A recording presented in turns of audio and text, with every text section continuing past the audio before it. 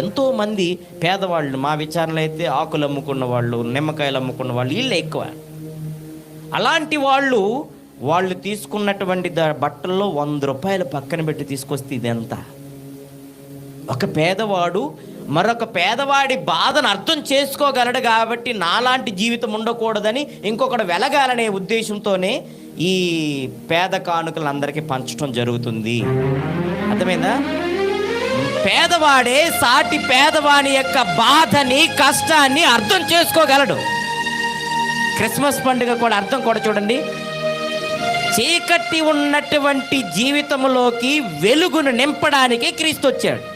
అందుకే ఆయనకి ఇవ్వబడినటువంటి పేరు ఆయన వెలుగు. క్రీస్తే వెలుగు అంటాం. వెలుగును నింపడానికే వచ్చాడు.